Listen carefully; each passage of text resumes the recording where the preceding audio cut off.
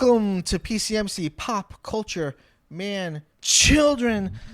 I'm your host, Mike Bongiorno, not to be confused with the famous Mike Bongiorno, who was the host of Italian late night shows and Italian Wheel of Fortune. No, is he still with us? No, he is very much not with us. Oh, that's a shame. But I'm not him. Okay. But he never will be. But he does keep me from being Googleable. Oh, okay. You'll have pages and pages of him. I don't know if that's good or bad. Is that? Yeah, I was gonna ask. Because like, it keeps my sins. It keeps your sins in the dark. In the dark. That's the voice of Miss Janine Gagliardi. That's right. Janine, how are you? I'm good. I'm glad. Usually you're like, oh, I've got some sort of horrible disease. Oh, well, no, I had good medical news today. Oh, good. Something good? The airing of the grievances. No, yeah. Oh God, here we go. I recently. This segments are daily aches and pains. Daily aches and pains. Here we go. I recently lost hearing a little bit in one of my ears, and great start. Great, yeah. So, but I was like very congested at the time, so I was like, "Oh, it's just congestion." But then I went to the ENT, and he's like, "There's no sign of congestion in your ear." So I'm like, "So what?" And I had an audiologist test it, and she's like, "Yeah, no, you have hearing loss in that ear." And I was like, "Oh no!" And then he was like, "Well, let's just because you were congested, let's just give you a round of steroids just in case it was congestion and have it. Let's see what happens." And then I started feeling fine. And then I went back to the audiologist today, and my hearing is perfect again. So congratulations! Yay. I really mean that. I would feel. I would feel the exact way you feel. I was at sea. I was like, wow, it's so weird. I'm like, I guess I just have to live with it. I mean, I'd be super bummed with having to deal with that. I know. And I'm like so blind. But is that true? Yeah. Oh, yeah. Very much so. And I've had like torn retinas and stuff. But it's never bothered me because I lived with it my whole life. Right. And I was just kind of like reframing it in my head. Yeah. I'm like, this wouldn't bother me if it was my life, right? It just bothers me now because it's sudden.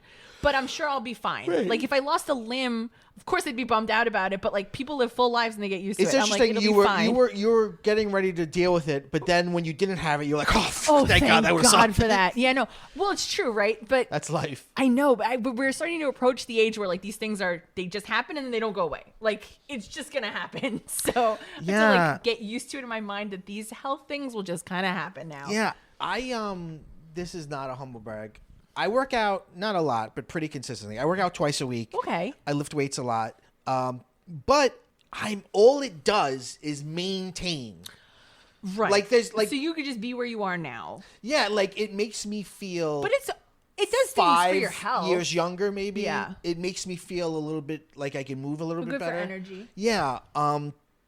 But it makes me think, like, if I had this dedication to working out when I was younger, who knows what could have happened? I could have had the world. You could have had the whole world. But all I'm doing now is, I guess I'm building a little bit, but all I'm doing now basically is trying to, it's like, just imagine a person on the beach trying to keep the tide from coming in. That's really it is. That's really all it is. It's true. I know. But you know what? I've heard that your 50s are better than your 40s because in your 40s, everything kind of starts to break down. But by your 50s, you've corrected it all or like you are on medication to address it and then you feel okay again. You know what's new for me? Like spots. Like, I don't know. Oh, yeah. Liver spots. Oh, that's just going to keep happening. Or what? Just skin damage. Just being in the sun is horrible for you. Yeah. Yeah. When I had the shingles, I have like scarring from the shingles. Yes. And I just, my feet, I'm starting to look like Bill Murray. Visible, I look terrible. Like, I know the shingles, I feel like I look like Bill Murray. You don't look like Bill Murray. I feel like if you did, Peter would be even more excited. He'd like me even more. Yeah. And he's pretty stoked about it now. I do remember him saying, you're Jack Black. It wasn't a question. It was a statement. He said that to you? Yeah. So when you guys saw Minecraft, did he think it was me in the movie? No. He thought it was our plumber, Dave, who also has been told many times that he's Jack Black, including by Michael Strahan. So he just, when he sees a fat guy with a beard, he's like, you're Jack Black. Yeah. Yeah. Yeah. I remember when he said that to me. I was like, all right, I don't know how to take that. Yeah. It's. I mean, the not being a question was interesting to me. I feel like kids are bad at like differentiating people, right? Like I don't know, anyone with a beard is Jack Black. Yeah, like anyone, you're a fat guy with a beard. I know your type. Yeah, you're Jack Black. Yeah. You are Jack Black.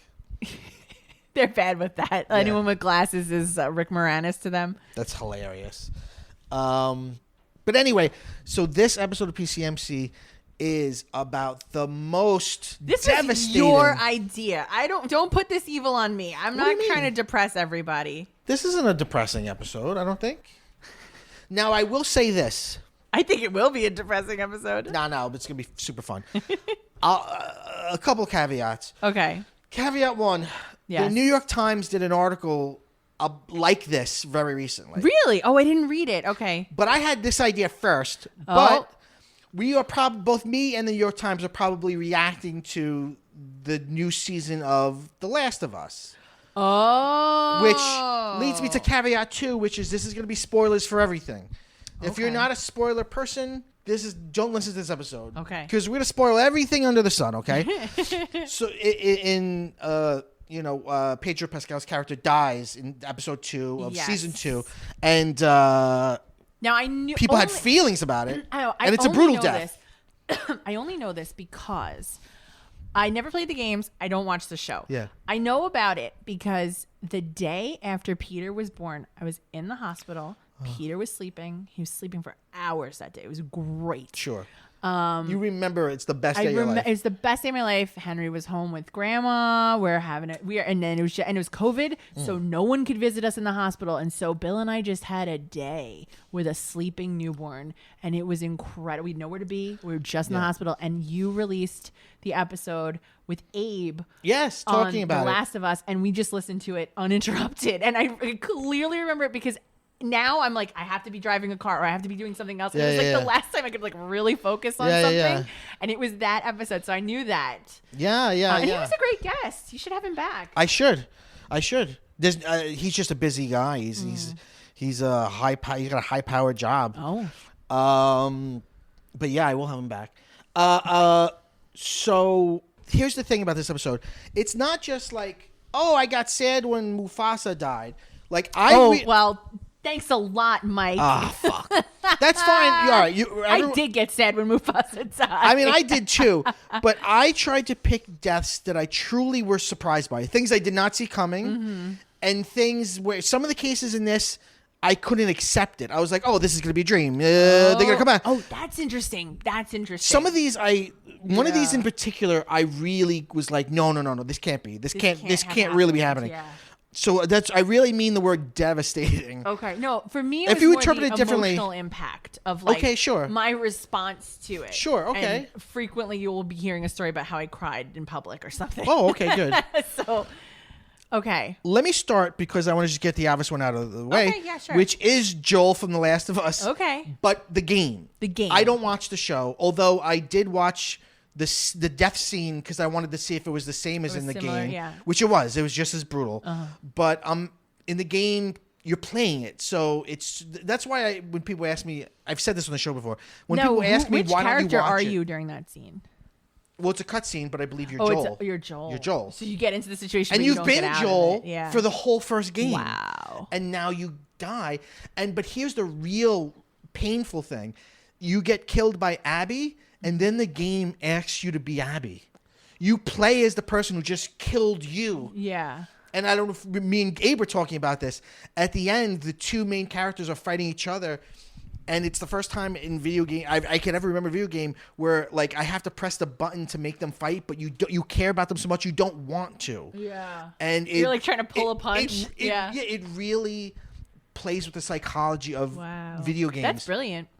So, like everyone else, you don't see it coming. I mean, it happens not at the very beginning, towards the middle of the second game, and it's also it's kind of deep because he kind of deserves it because the story of the first game is it's a post-apocalyptic world. There was a zombie outbreak, and he becomes the sort of Papa Bear to this cub, a lone wolf to this cub. He always is, isn't Pedro Pascal? That's what he does. That's what he does. And takes care of a little baby. Yeah, Ellie, for some reason, got bit and never changed. Right. So she's like the savior, and his job is supposed to be to get her and bring her to this lab where they're gonna synthesize whatever's in her blood to save the world. Right. But along the way, he grows to love her and see her as a daughter because his daughter actually dies in the very beginning. Right. When he gets there, he finds out that the doctors have to kill her and take out her brain. It's her brain. Yeah. Okay. And he instead kills all the doctors. Yeah. So he kind of, he does it because he loves her and he doesn't want her to die. But really, he dooms the entire world and all existence for one person. And then he lies to her about it because she asks if that happened. And he's like, no, it was, I forget what he tells her. So he kind of deserves it. And I believe Abby... Isn't she the child of one of the doctors? Yeah, she's that he killed, that he just murdered. And she sees it as this was the cure to zombieism and you threw it away. And also, you killed my father, so it's very personal. Yeah. And she... Or mother. I shouldn't assume that a scientist is a man. Yes. Even though everything about this day and age is telling me I should. Yes. And she beats him to death with a golf club.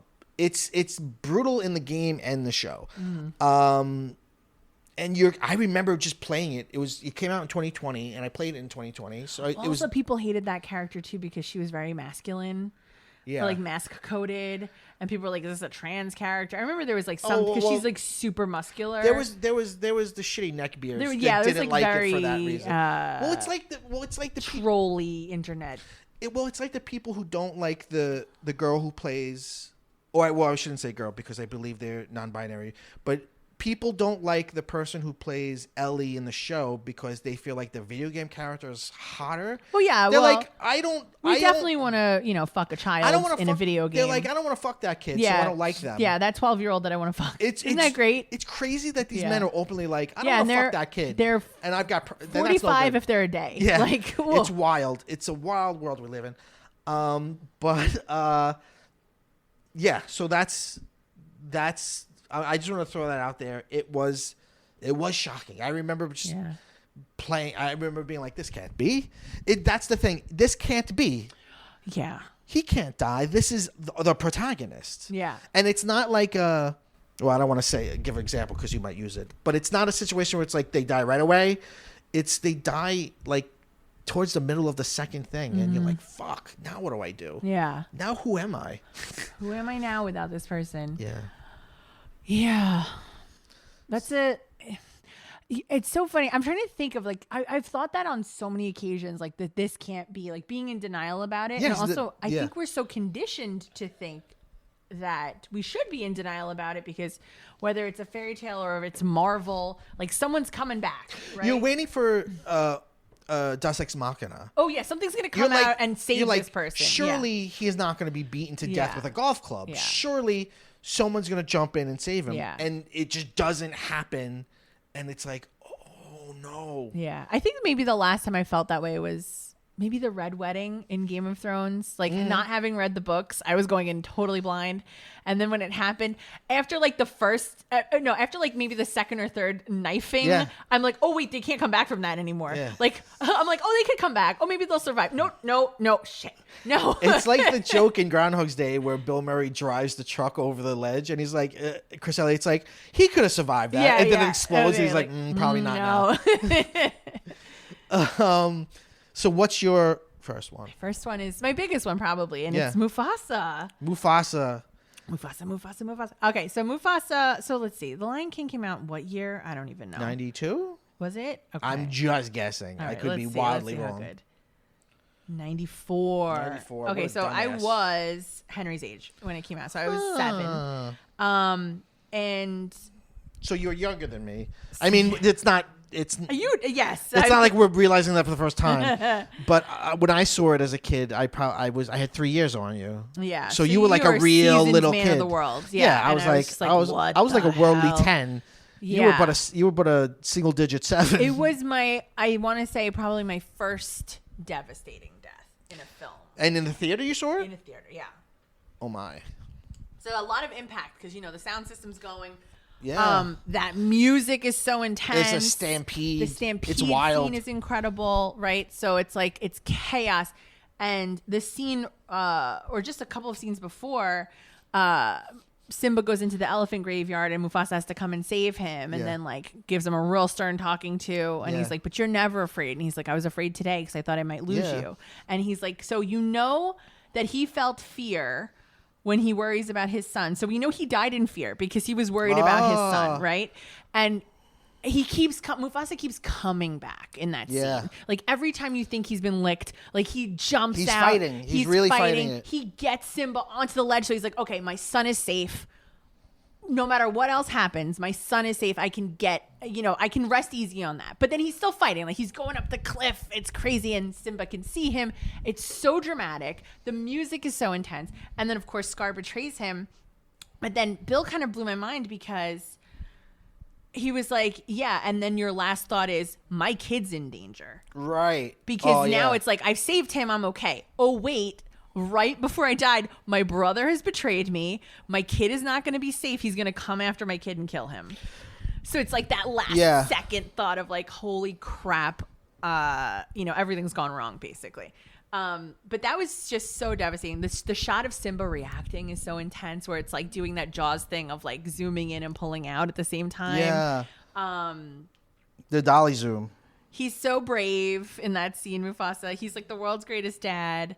And then that scene right after when he's like everything's quiet. He's like, Dad. Yeah. And he's like, he like kind of nuzzles against him, and then when Scar finds him, he's fully just like cuddling with his body. Did you? So sad. So did little 7-year-old Janine? Were you like, oh, he's gonna come back? I thought so for sure. You couldn't accept. No, I couldn't accept it. And then when Rafiki, had you seen anyone die in a movie before?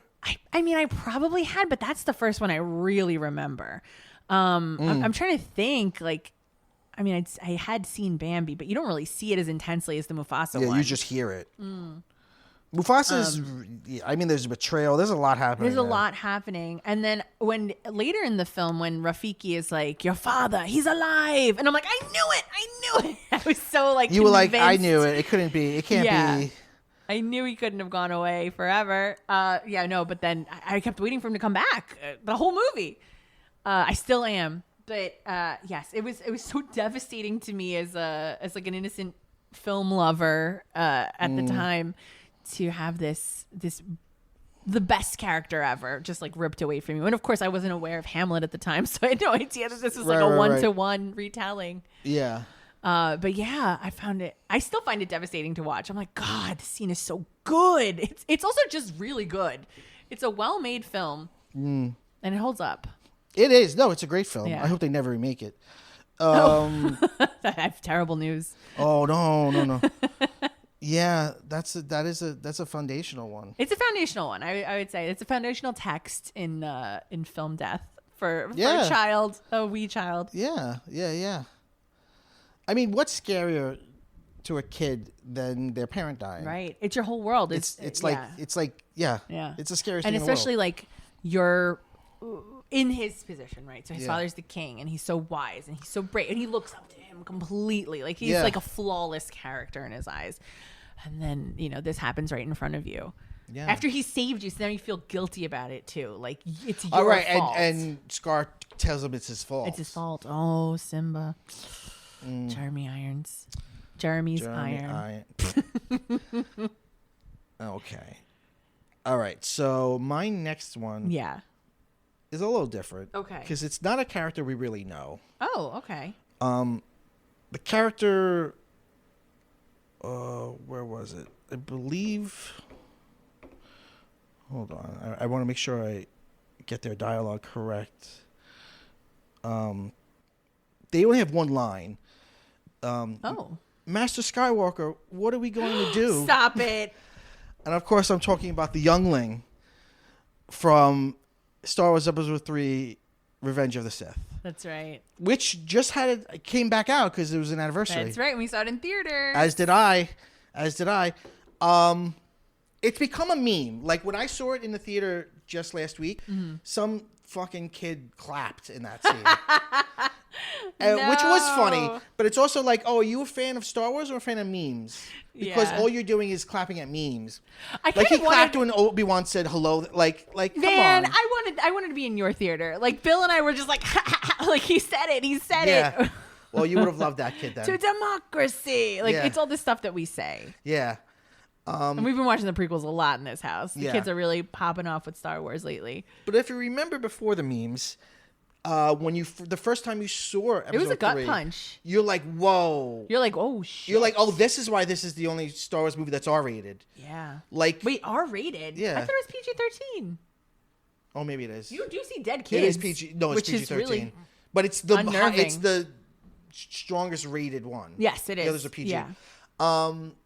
And that's why. Yeah. It's a real school shooter vibe. Because you don't need that. I mean, you know he's coming to kill it, but then coming into a room where there's a bunch of little kids, Yes. and they go to him for help. Yeah, they have no fear of him because they know he's good, and then it's even more devastating. And it's also devastating. It's also worse that you don't see it. You just see him ignite his lightsaber, Right. and then that's it. And the kid kind of jolts a little bit, like, Yeah, what? and then he murders them. He murders them all.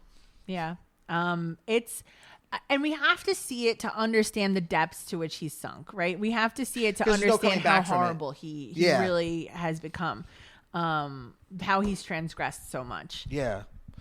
Yeah.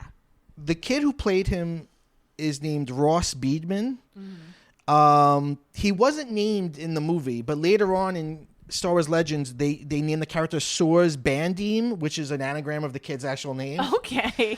And he was the son of a casting agent who just saw the casting call for like a young kid, and they just pick a kid who's very cute. Very cute. He sort of looks like Anakin from Phantom Menace.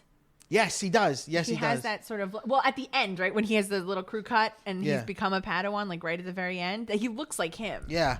And it's almost, and I think it's brilliant that they chose a kid that sort of looks so similar to him and not just, I do think it was intentional. I don't think it was just like they just picked a white blonde kid. No, yeah. I do think it's like the death of the self, right? Like he's killing the innocence, not only of these children, but he's killing his own innocence. He's killing this child who wanted to be a Jedi. Yeah. He's killing any of that. He's killing himself in that way. Yeah. And seeing it 20 years ago in the theater, it wasn't, it was a palpable like, oh. Yeah. It was real. It might be, I mean, pre-Andor. Yeah. All right. It might be the darkest moment in the original, in the 9, in the Skywalker 9. I agree. It's fucked up. I mean, it really is. It's crazy. It's crazy. And then the aftermath when you see Yoda and Obi-Wan and they're just all laying on the ground. When you watched it this time, were you like, where's Grogu? Yes. Because you know Grogu's somewhere. Grogu's there. He's somewhere. And he gets saved away. By... And also the one from the Acolyte. What the heck is her name? No, not Osha. Oh, not the Acolyte. The Obi-Wan series. What? Reva. Yeah. Yes. And a million other. Reba, yes. They've shown Order 66 from a million different points of view. Jedi Survivor. Yeah, has it? You know, it turns out a lot of them got away. Yeah, a lot did get away. So he was not very. Anyway, I totally forgot, by the way, that there's a scene of Yoda and Obi-Wan outside the temple. Me too, which I'm like, did they add that scene? Because I don't remember that at all. Because it's badass. They're working their way in by killing clones. They must have. Bill was like, I looked into it. They didn't add anything. So was I never watching that scene? Because we were so devastated by what had happened. We've been watching the prequels. I'm like, am I always looking at my phone during that scene? Because I don't think I've ever seen it. I was like, I don't remember so cool. this. Yes. And Bill, you were in the bathroom for that scene. So you've still never seen it. But even though you've watched the film many times. I've definitely seen that scene before. Yoda and Obi-Wan just like making their way into the temple and fighting, killing stormtroopers left and right. Yeah. It's cool. Yeah, that's so funny. I also didn't remember that. Yeah, because it's badass. You're like, whoa. Yeah, this is crazy. Yeah. You cannot convince me they didn't add that. Okay, they did. This is a real Shazam situation. Maybe in another universe. So give me another one of yours. Okay, so this is like. I'm working my way up, by the way, to the ones that hurt me the most. Oh, okay. I don't know if you are. You don't have to. These are all very emotional. And, you know, the thing that they have in common is that they are either like a selfless, heroic death or that there is some loss of innocence. And actually, that's the common thread through all of them. There's a loss of innocence among all of them. There's either an innocent character or they're representing the loss of innocence in some way. So the next one is sort of like a deep cut. I don't know how familiar you are with the film Legends of the Fall. No, I'm not familiar Okay. with it. But tell So me. 90s movie, sort of like a big epic sweeping drama about three brothers who live out in the American West. And it's prior to any kind of draft for World War One, but they decide they want to sign up. And the youngest brother, who's played by Henry Thomas of E.T. fame, is Samuel. And he is really idealistic, and he wants to go to war because he believes it's a good cause. And so basically his father, who's played by Anthony Hopkins, is like, you can only go to war if your older brother signs up with you because he could keep an eye on you out there. So his older brother Tristan is played by Brad Pitt. So they go to war, and World War One is like, I love World War One in terms of its representation in film, because I feel like we see World War Two all the time, but World War One is like really fucked up. Yeah. Like, I think, obviously Holocaust aside, I think more so than World War II, in the sense that everyone was in a trench. There's like barbed wire everywhere. Like, everyone's disgusting in the mud, like constantly, like, in the European, well, there's only the European theater, I guess, in World War One. But anyway, and there's like a lot of like sarin gas and stuff happening. It's like, wild. It's a crazy scene. So we get there, it's atrocious, and there's this, and it's also the nature of this death that is like so heartbreaking. So they were showing it in my English class in high school, of all things. It was like an off day, like we were just watching a movie. And we stayed to watch this scene, my friend Lisa and I. And so basically Samuel, there's like a firefight, there's some stuff is going on, and he gets blinded by this gas. So his eyes are sort of like milky looking, and he's kind of like fumbling his way through, and he gets caught in some barbed wire, and he can't see that like 20 feet ahead of him are a pair of German soldiers that are setting up a machine gun, like the big ones that you have to put together. And so, but he hears his brother, and his brother is coming, and his brother is like making his way through the forest and is shouting like, Samuel, Samuel. And he goes from being like freaked out that he's caught in the barbed wire to being hopeful. And then the last shot of him alive is like, he's smiling in the direction of his brother's voice. Like, my brother's coming to save me. Like, I know I'll be fine. And then he gets obliterated by a machine gun. And my friend Lisa and I were crying so hard. How much do you see? You see him get like shot up. And it's not like gory, but it's devastating. And then he's like hanging limp, but he's still upright because he's in barbed wire. And it's just it's a very brutal scene, but it's also just heartbreaking because he was so hopeful in his last moments of like, my brother's coming, my big brother is coming to get me. Like, I'm gonna be okay. And it's like, no, he died. And it was and then Tristan goes on a rampage, of course. Sure. And starts, because he lived in the American West, and he his family was very connected to the Native Americans who lived like on with them. So he goes and he scalps all the German soldiers that are in the neighboring camp. He's collecting scalps basically at that point. Like you do. But I've always been affected by it, and I anytime I've seen it since, I'm like, oh god, this one, I can't watch this one tore me apart. But yes, the Samuel death in Legends of the Fall, and it's like a very, it becomes a very romantic movie. Okay, yeah, but then that's there's what I also always like thought it was, gangsters and crime in it. It goes all over the place. But what year did that come out? I think it's also maybe like 94 or some similar time frame. But I didn't see it then. I saw it when I was in high school. Is there a book? There might Or was be. it just the laziest fucking teacher that was like, oh, this is kind of literary-ish? This is dramatic. Like, this is a melodrama. It was 1994 also. 94. All my deaths are going to happen in 1994. Oh my God, That's what a how year it for is. you. What a Although year. you didn't see it then. That's true. Okay, let's see. Is it based on a book? Based on the novella by Jim Harrison. By Jim Henson. By Jim. Wow. He had a real side, second act as a Western romance writer. Yeah. Oh my gosh, Incredible. Samuel. Oh no. Yeah, but that really got me. Wow. Did you cry? I cried so much. In school? Like in public? School, we were, Lisa and I, first of all, were late to our next class. Yeah. And then we were holding each other down the hallway to get to the next class. Wow, you and were the devastated. teachers in the next class were like, oh my God, what happened?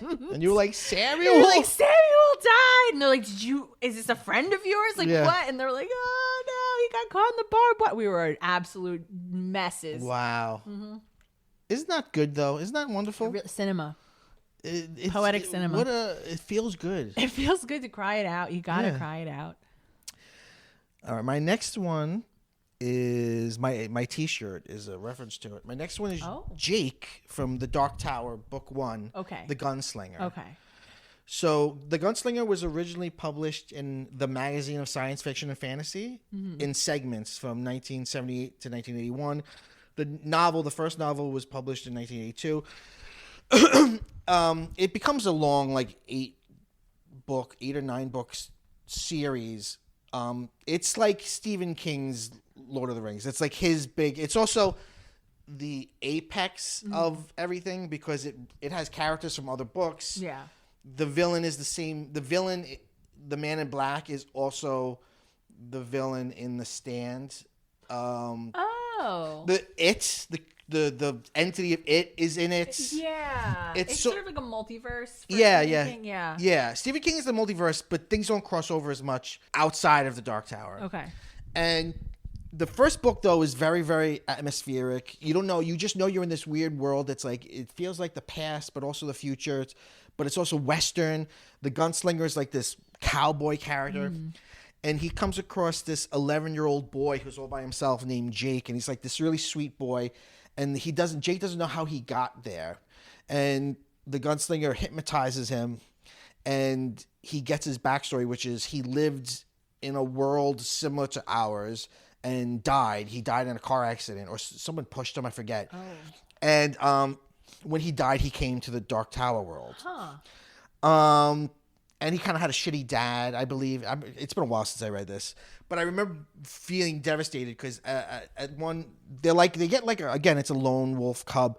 Like they have a real paternal relationship, and then at one point, the whole first book, he's tracking the Man in Black. He wants to find the Man in Black and talk to him, and he's chasing the Man in Black, and they're like on this. I think they're like train tracks or whatever, and it breaks underneath, and Jake like falls, and he's like holding on, and the gunslinger can either save him but then the Man in Black will get away, and he really wants to get to the Man in Black, so he lets Jake die. Wow. And Jake says, "Go then. There are other worlds than these."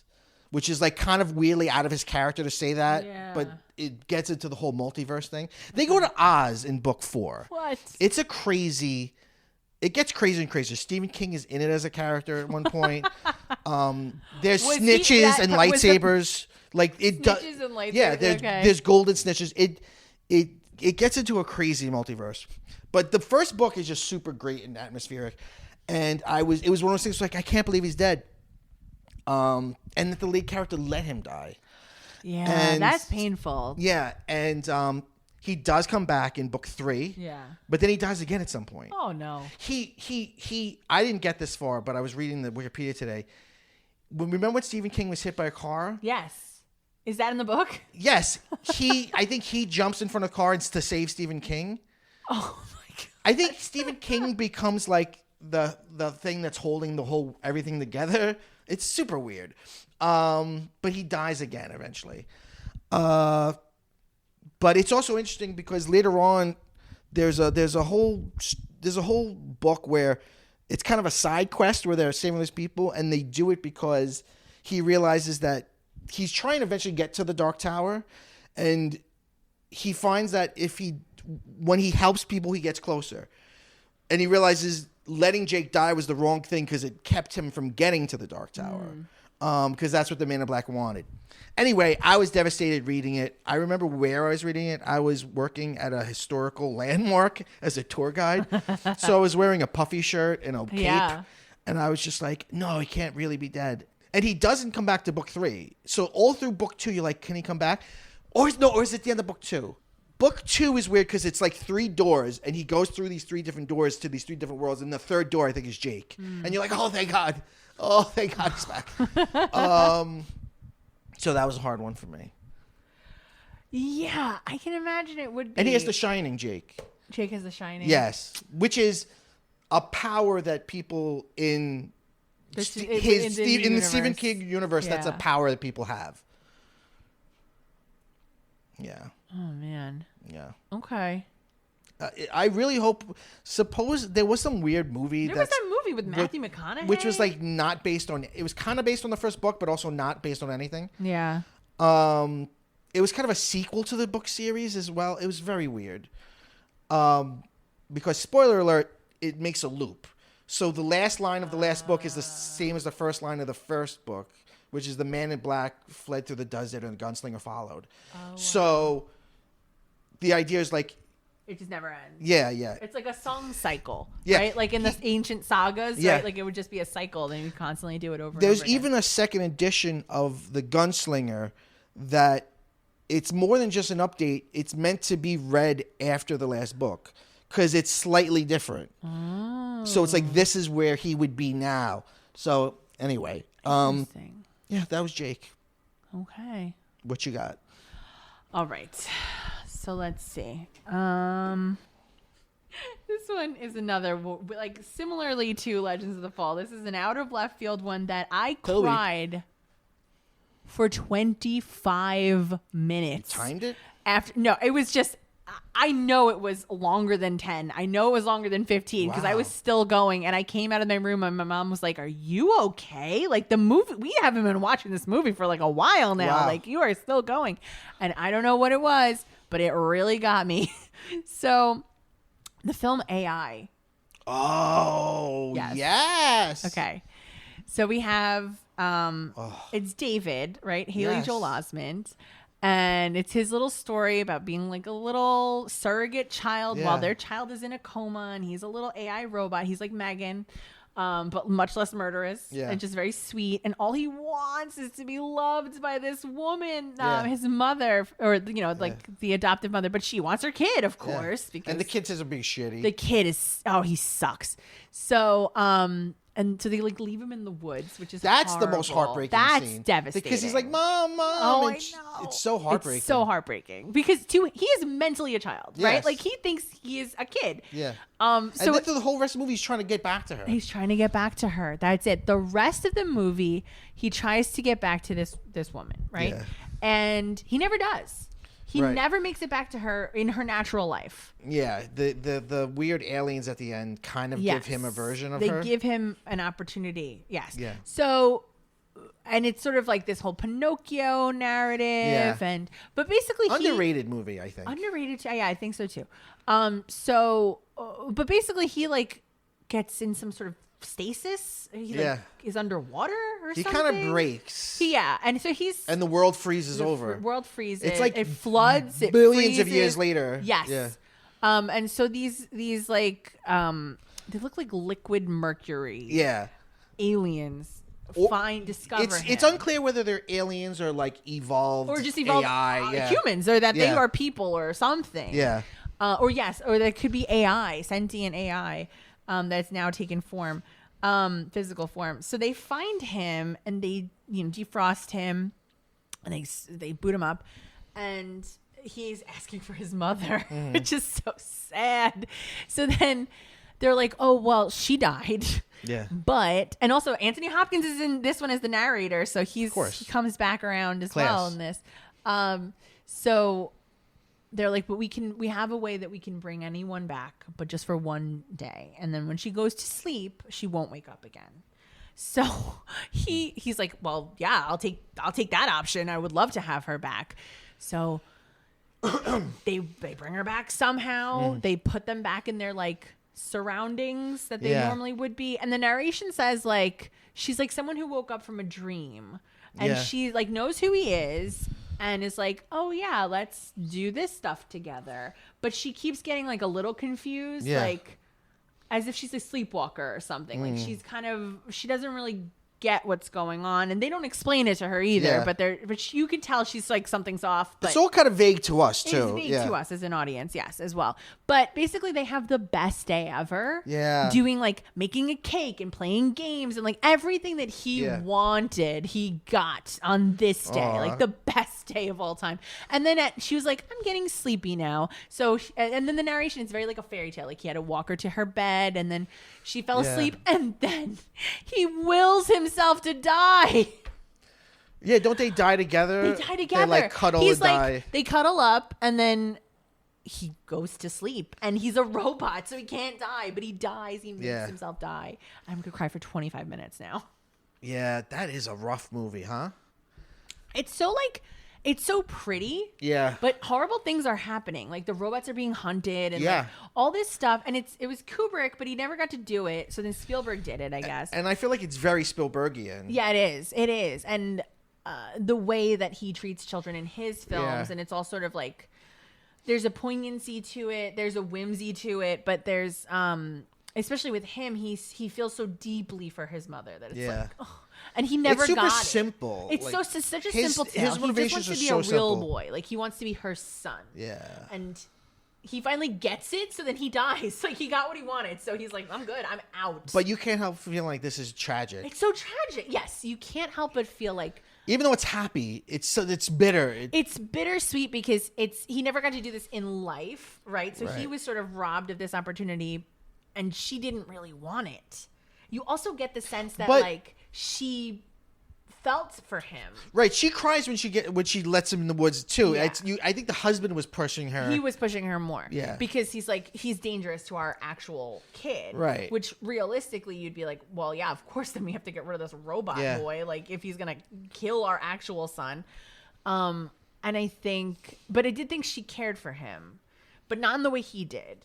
And so I always feel like there's this bittersweetness there too, because it's an imbalance of love. Like she's never gonna love him the way he loves her. It's like a love potion. Like he's programmed to love her, right? which is, And she can't feel for him like it's her own child. or she could. I Maybe don't know. she It's how you want to interpret. But the other kid wasn't there, and neither was the dad that we don't like. It's just It him. was just the two of them, and that was it. I just saw the movie Companion, Yes. which reminds me of. Yeah. Because it's also a android that's like meant to love. Like they actually imprint on you, so like they love you more than anything. Oh wow. And it's, I don't know, so it's fucked up. Yeah, I want to cry now too. That is a good one. It's such a sad. It's so sad. It's so just sad. so sad. The whole thing is so sad. The whole movie is sad. Truly, yeah, front to back. It does have an awesome talking teddy bear though. I love the talking teddy bear. Yeah. But the talking teddy bear is left high and dry at the end. Yeah. He's still going. Yeah. They're all dead. Yeah. There's also a weird android circus where they're like killing them for fun. It's crazy. That's crazy. There's the gigolos. Yeah. Yeah, there's that city that's like half immersed, and I was like, is this later on, or is this actually at the same time as David's family, Right, or right. is this many years later? Because he doesn't age or anything, Right, so so it you could don't- be. you don't get a sense of It's how like much time has the passed. story time is like so long. Yeah, It's crazy. Well, that's a good one. That's That- a really it was good really one. devastating. What am I up to? 1, 2, 3. I've got 2 left. So my next one is Cassie, played by Carey Mulligan from A Promising Young Woman. Okay, I haven't seen this movie. Do you remember the trailer? I do. She looks like Harley Quinn in it. Yes. Yeah. Carey Mulligan is Cassie, and she was in brief synopsis. She was trying to become a doctor. She was in medical school, and her best friend is raped by a group of guys, and she brings them to court, but the guys have high-powered lawyers, and the school's behind the guys, and no one believes her, and she's shamed, and she ends up killing herself. So, and then Carey Mulligan is just this deep grief, this deep depression, and also just so mad at the world. So she leaves medical school, and she becomes like almost like a vigilante, where she'll go, like in the first scene, she's at a bar pretending to be drunk so a guy can take her home. I remember this from the trailer where she's like, I said stop, where all of a sudden yeah, she's and like she's not drunk. Yeah. And then he's like, no, I'm a nice guy. And she's like, no, you're not. You're a rapist. And she I don't think she kills them, but she does weird shit to them. Yeah. Then there's a great scene where she fucks over the dean who turned against the girl, and she kidnaps the dean's daughter and brings her to. Well, she brings her to someplace safe, but she tells the dean that she brought her to a party, like a keg party in the dorms. Right. And she was like, "Oh, you don't trust what goes on in the It's so good. Right. Like, if it's all okay, then why wouldn't this be okay? It's a with great your movie. daughter? So that means you know that it's not okay. The ending is very controversial. Okay. Because it ends with the main rapist is getting married, and he's like a bro, and he's like, it's his bachelorette party, and she goes like pretending to be a stripper, and she gets him in the bedroom and she handcuffs him, and she's going to carve the girl's name in his chest so he's forever branded with her name. Yeah. And she handcuffs him, but then he gets an arm loose and he takes a pillow and he suffocates her and he kills her. She dies. Wow. And you've been following her the whole movie. Yes, She's the hero. She's the hero. Wow. And by the way, this is controversial. Some people, and I think I'm in this camp, some people absolutely hate this because they're like, why did she have to die for this to happen? Like, the movie was going along such a good, like, obviously, okay, you can have some struggle, whatever, but it really bummed people out. Like, why did she have to die? Yeah. She dies, and then the next thing they burn her body. They burn her? Yeah, it's crazy. Because he's suffocating her, and it's like one unbroken shot. It takes a long time to suffocate someone. Yeah, it's one unbroken shot. I know. And you hear her, okay, and you hear her like muffling. It's just, it's brutal. It's brutal to watch. And this is really one where I was like, this can't be.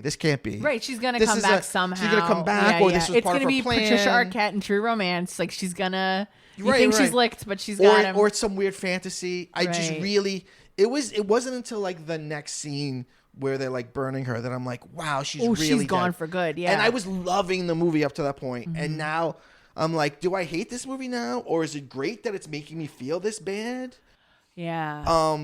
And then you find out that she had a plan, which was like, if she were to die, the video that she found of the rape would be sent to everyone's cell phone. So it's the wedding, it's the guy's wedding, and then everyone there gets the video of him raping the girl, and then the cops come and arrest him for murder. Oh, it's very cruel intentions. So she kind of wins at the end. Yeah. But why'd she have to die? Yeah. It's a bummer. It was a hard one for me. I was like, fuck.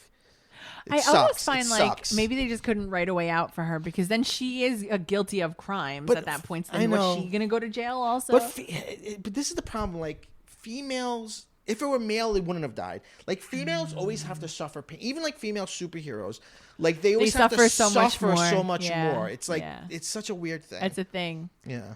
And if you track it in movies, like action movies that feature a female lead, that they're like suffering. Yeah, they have to. They have to take beating after beating. Yeah. It's rough. It's rough. But what's your next one? Okay.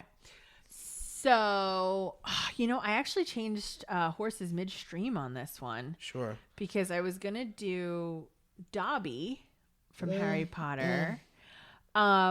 Because it's such a gut punch. Yeah. He's so innocent. He's such a great character. There's that like triumph of him coming back. You mean in the book? I think in both.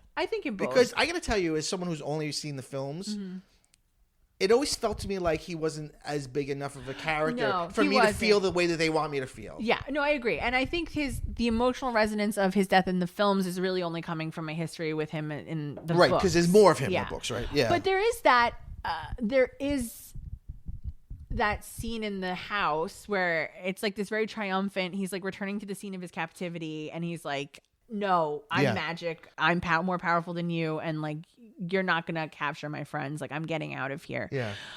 And then it's like, what a beautiful place to be among friends. Oh, yeah. And it's like very sad. But I'm actually not going to choose Dobby. Oh my God. There's a man in the room and he's got a mustache. A mustache man sneezed, and I don't feel comfortable. No.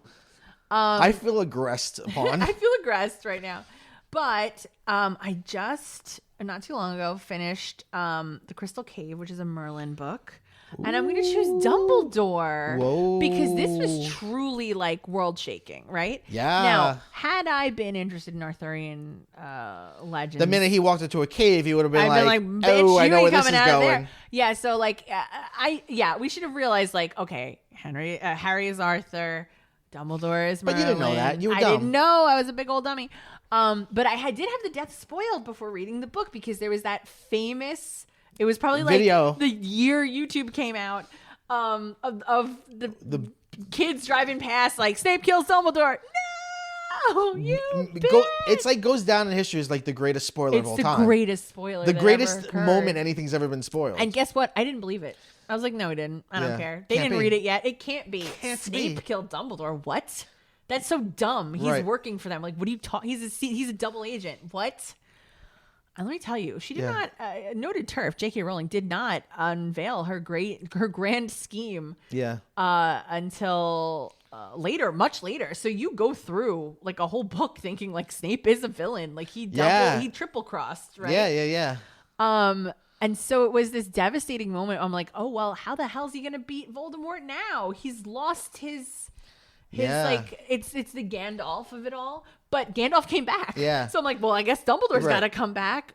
Right. I mean, he does, I guess, in that But Dumbledore's weird afterlife scene. He was always there to protect him, and it's like, well, now we're really Now fucked. we're now lost. we're really, Yeah. really vulnerable. Now we're vulnerable. It's just us. We're gonna not have in to- the school anymore. The school's not a safe place anymore. No, yeah. Yeah. And it's the darkest time, right? Yeah. Like when we're like, oh God, okay, things are gonna get really bad Yeah. before they get good, or maybe they won't get good again. I don't know. Yeah. But that was the real devastating one that I was totally in denial about until I read it and I was like, well, there it is. Maybe he'll be back. And then he Oh, wow. never comes back. And I'm like, fuck. Yeah. And of course now we know, like, oh yeah, well he died, and Snape is actually a hero Yeah, or whatever yeah. it is. But at the time still we did devastating. not. So it's not just the death. It's the what feels like a heel turn from a character you like. It feels like a heel turn from this character who, you're like, wow, what a hero. He's risking it all. But also the vulnerability of it. Like, it is like a parent dying. And Harry's already lost his parents. So he's already been vulnerable his whole life. But you're really out there now. Like, no one's going to help you. It's just you. Yeah. So Which book is that? Dumbledore. That is it the Half-Blood Prince? It's Half-Blood Prince. He's read them more recently than I have because he read them as an adult. And now, although Half-Blood Prince might have come out in my young adulthood, I don't know. But I haven't reread them in like a very long time. But yeah, that was a big one. That's a big death. one. I imagine that would be in many people's lists. Yeah, for sure. Yeah. Well, my last one. Oh, do you have any honorable mentions? I didn't write down any honorable mentions. Did I have any? I have a couple. Do you want to give some? Sure. Yeah. Okay, so these two are like coming of age childhood ones. Artax in the Neverending Story. Yeah. Horse is getting stuck in the mud. He's like, please, Artax, fight. Yeah. Like, you can't give in to the what is it? The nothing. Yeah. You can't it's like the horse is depressed, so it's Yeah. dying of depression He's like, in a mud pit. Yeah. That's what depression feels like. That It's a good is. visual. Okay, the ant in Honey, I Shrunk the Kids. I don't remember. Oh, the The ant. ant. They love the ant. The ant Oh, fights yeah. the scorpion and dies, but it dies defending them. It dies protecting Yeah. them. That was one as a kid where I was like, that poor little ant. Right. In Titanic, that montage of the kids being put to bed and the old couple cuddling and it just like knowing that they are doomed, that they can't get out, so they're just going to bed. I mean, haven't you felt that way? Like, Yeah. this is a terrible situation. I just got to go to bed. Yeah.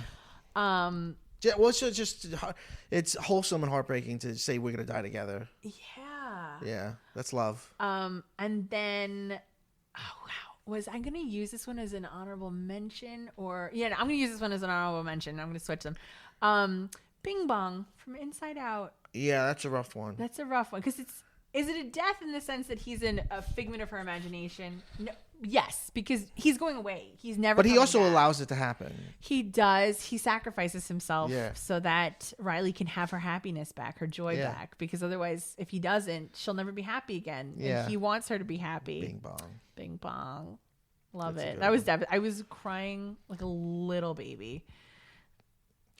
I don't know if going back to. I think you asked me if I cried when Jake died. I don't know if I did actually. I'm very weird. Like, I can cry over books and movies and stuff. Oh yeah, I cry in pop culture more than I cry in my real life when people die, which is crazy. Yes, when real people die, I don't cry, unless they're dogs, and then I cry a lot. Well, I'm getting to my last one, but okay. Oh, okay, all right. So, I thought the last one is where you and I might actually cross over. But okay, no, mine's a dog. Mine is not a dog. My last one. Okay. Is Tara from Buffy. Oh. Played by Amber Benson. Yeah. It's season 6, episode 19, Seeing Red. Okay. Tara is killed by a stray bullet shot by Warren, one of the 3 human enemies of that season. Yes. He's trying to shoot Buffy, and he kind of like runs away, like cowardly shooting. And one just goes through the window and through Tara, and blood goes onto Willow's shirt, and Tara just goes, "Oh, your shirt," and then dies. Not even like just dies immediately. That she got shot. And the show fucked us because she had been like a main character for a while, but they never put her in the opening credits. And then this was the first eepisode where they put her in the opening credits. So any fan of the show was like, "Oh, cool, she's finally in the opening credits," and that's the episode they kill her. And like, and I also almost thought about putting Joyce in here too. Yes. Oh my God, you just reminded me of that. Yeah. Holy shit! I wanted. What? No, it's okay. Buffy's we mother, have Joyce. to discuss Joyce. We will. We have to. It's But not on my list, but we have to. Similar to Joyce, the show was always really good with she's this great superhero, and when it comes to demons and ghosts and shit, she was great. But human frailty, like human things, yes, you can't control. She can't defeat. Yeah. Like this, and that's what's so. I mean, the later seasons are, you could argue about whether they're good or not, but it's an interesting idea that there was always a big bad, and the big bad of this season are like human men. Yeah. And they're like nerds. They're like incel guys. Yeah. And he's just, and like, she could fight off, she could save the world, but this guy's just got a handgun, like a regular gun. Yeah. And Buffy does get shot, which I forgot about, but she lives. But fucking Tara just gets it. She just gets it right through the chest, and it's senseless. Yeah. And it's so human and scary. Yeah. Yeah. That's absolutely. a big one. That truly shocked the fuck out of me. Joyce. Okay. Joyce has an aneurysm and dies on the couch. Buffy comes downstairs in the morning and finds her. We don't see it though. We see Buffy finding her. We see Buffy find her. Buffy's mom, if you're not familiar. This is Buffy, yes. So this is Buffy's mom. And it's so like, it's not an enemy she can fight. It's already happened. She can't save her. It was just an aneurysm. It's just an aneurysm. Sometimes young people just die for no reason. Yeah.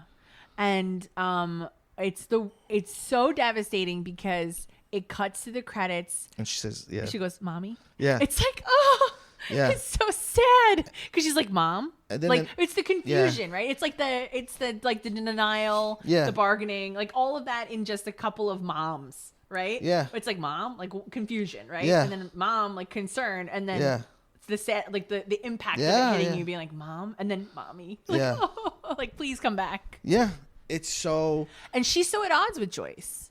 She's so at odds with Joyce throughout the series. At that point, Joyce knew she was Slayer, though. Yeah, she did, and they were sort of coming around to an understanding and even support, right? And then she's gone. That's where the show was good. Yeah, life would like real life. Is just random and fucking shitty. Yeah. That would always get me when in a book or in a film, when someone would just die and it didn't serve the plot at all. And it was just like they got cholera. Like that just happened. And sometimes you have the love of your life for like a minute. Like you'd be with them for like a month and then they just died and there's nothing you could do. Wow. So that, that stuff always gets it. I'm like, fuck, like life is, well, it's the Patton Oswalt thing of like, life is chaos, be kind. Yeah, yeah. And I mean, what a brilliant comic, but like saying like, and then my wife won the argument in the worst possible way. Yeah. It just, Yeah, yeah. It's chaos, you gotta be kind. Yeah. All right. Tara. Yeah. We hardly knew you. I felt like she kind of never gave us much. Well, she was kind of like... She was shy. Yeah. And then that leads to a story arc of... It's called Seeing Red because Willow goes full on crazy demon witch. Yeah. Yeah. I hated that costume. It's like purple and she had like black hair and big It black gets eyeballs. so weird later on in that show. Yeah. Well, is that the one where the landlord from New Girl is the magic drug dealer, and she's getting like her magic from him? And That eventually happens. Okay. There's also a Shark Man. A lot of people, I think it's a Shark Man. I don't remember the Shark Man. I think a lot of people see that as like that's the real jump the shark That's moment. the jump the shark. Like, why is there a Shark Man? Oh my god. I gotta wait. Is it a Shark Man? I gotta Get Google outta this. here. I'm Buffy looking. Shark Man. Buffy. Bro. Yeah. Okay. There's a Shark Man. Yes. Yes. Yeah. His name is Broos. Yeah. Broos. Anyway, I hope the new show's The good. fuck is Shark Man? Oh my god, he's giving Shark thumbs up. Yeah, it Tell sucks. me why. It sucks a lot. Tell me why is this happening? Oh, that's so funny. Why I've eradicated this from my mind. I don't remember the Shark Man in Buffy. Yeah. But I will say Pedro Pascal's on Buffy. Yes, he is. Delightful. Yes, he is. All right, my final one, Yeah. and this is because I actually was not devastated by this death. So but I just thought it was kind of funny. Yeah. I know I was sad. I was saddened Sure. by it, but it was just so funny that the reaction the theater had Okay. to this death. So, the film I Am Legend. Okay. Oh, yeah. Okay. So, Will Smith. It's like basically just a solo project. He's in the city. He's like the sole survivor of this plague. He has a beautiful German Shepherd named Sam. Sam's been going everywhere with them. This is his buddy. And Sam defends him from these creatures and is like, when he gets strung up by his ankle, like Sam's waiting there for him and like, you know, trying to wake him up. And also Sam is a puppy that he got for his daughter. And she wanted him to have the puppy while she was getting out of the city with her mother, and was like, no, the puppy will keep you company. So it's sort of like a remnant of his child too, of like having this dog. And basically Sam gets infected while defending him. Oh, good boy. Right? Good boy. So he's in the lab, like he brings Sam back to the lab with him, or his like safe house, and is like trying everything to like cure the dog, but the dog is dying and is like breathing really heavily. Oh. And he's holding the dog, and like it's a big German Shepherd, but he's holding her.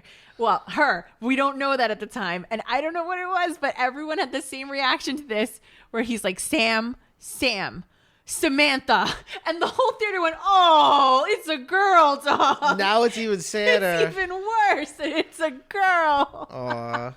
And it's just, we all did the same thing. All of us decided that it was worse that it was a girl dog that was dying. Which is true.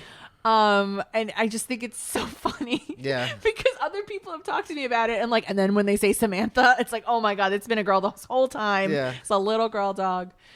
Yes, and sadly Sam succumbs to the infection, but it's very sad. It's like his one. I mean, he loses his mind after the dog dies because this is his one tether to reality, to life, and you know, a dog is a man's best friend. But this was a girl dog. I've never seen the John Wick movies, but apparently, like, it all starts because someone kills his dog and he just flips out. He loses it. It's my dog. mean, I get it. Yeah, totally. It's just Samantha. That's so funny. Yeah. Dogs dying is a real bummer. It's the worst. Because they don't know nothing. I think silly the most little dogs. I know. I think the most I ever cried genuinely in my life was when my dog Lucy died. I never cried so openly in public. I like bawled like an old Italian widow. I thanked her. Oh. Because sad. me, Anthony, and my dad were there when they put her down. Yes, Anthony told me that. I was like nose to nose with her, and as she went, I said thank you. Oh, it's rough, man. It's rough, but anyway, and she was a girl dog. Lucy was a girl dog. So it's even worse. Yeah, it's pure. It's pure. Yeah, they get their periods all over the place. Yeah. Boy, I would not have guessed that. I Am Legend. Samantha. Yeah. I think I've seen that movie once. That's fine. That's about it, right? That's all you need. Yeah. That's good.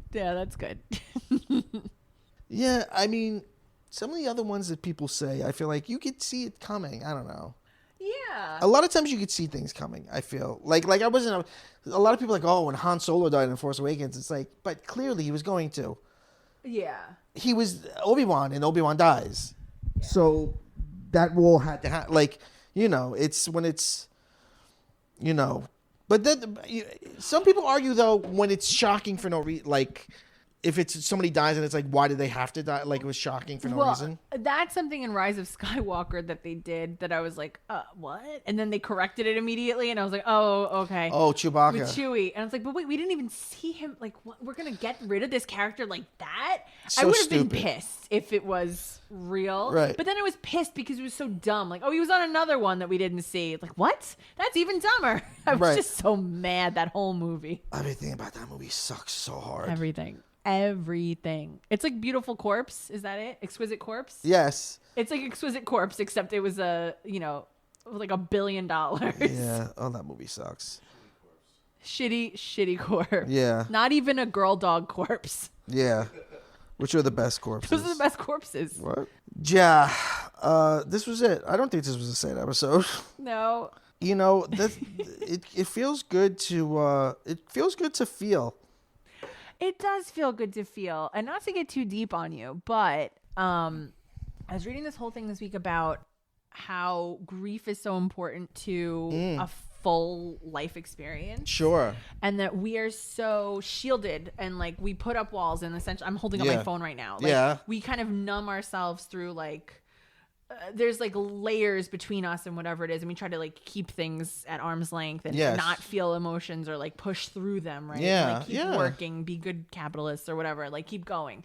And that truly engaging with grief and sorrow is like very scary, but also by doing it, it allows us to experience the full spectrum of human emotion, and it also makes our joys that much better because we realize that's sort of like memento mori thing of you have to have the bitter to have the sweet. Yeah.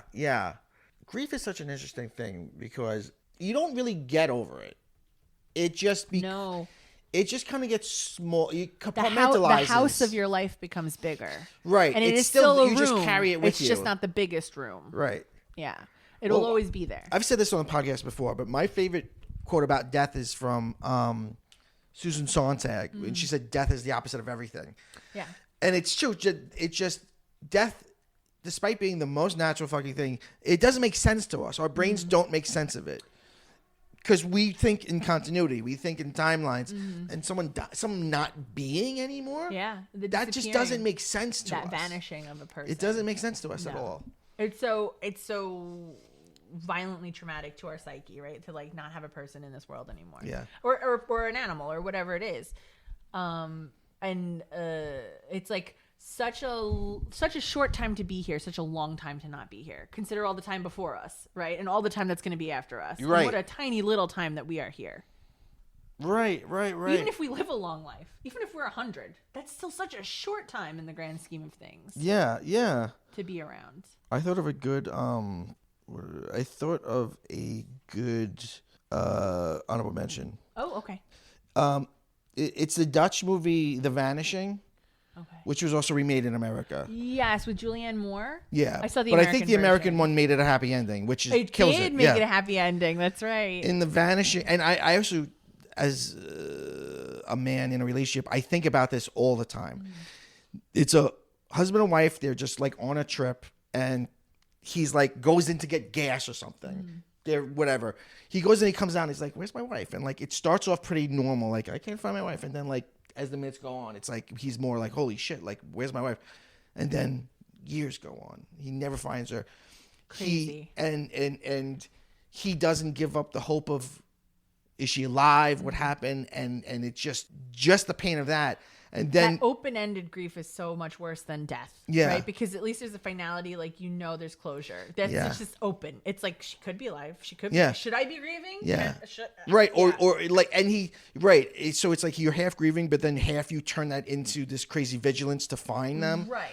And then because you don't want to feel like you gave up. He gets a letter from a guy who's like, I'm a sociopath. I'm a serial killer. Oh, not a serial killer. He only did it once. This was an experiment for him. He's like, I killed your wife. But if you call... It was not Julianne Moore. It was Gerard Butler and someone else that I don't know.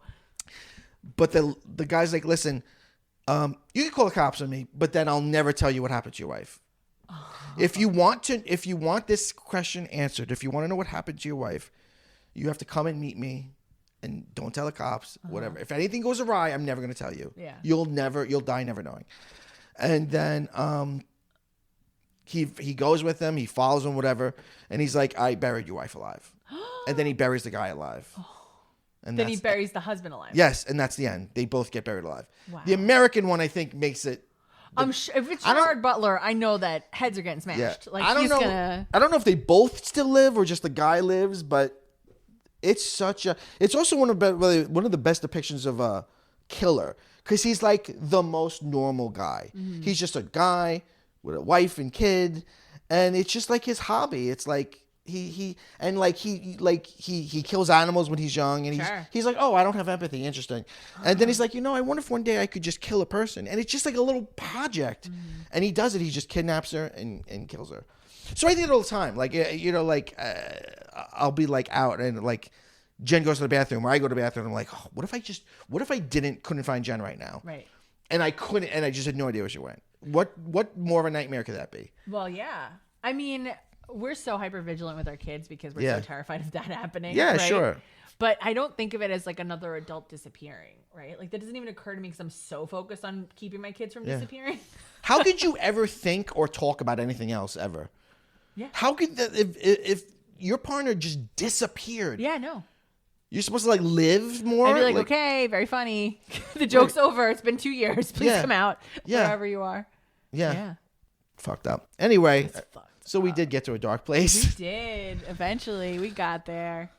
This has been PCMC Pop Culture Man Show and your Feel Good podcast. Janine, thank you so much for being here. Thank you for bringing your sad stories about your sad life. Well. That's it. All my crying. Samuel. Oh, Samuel. We ended our episode.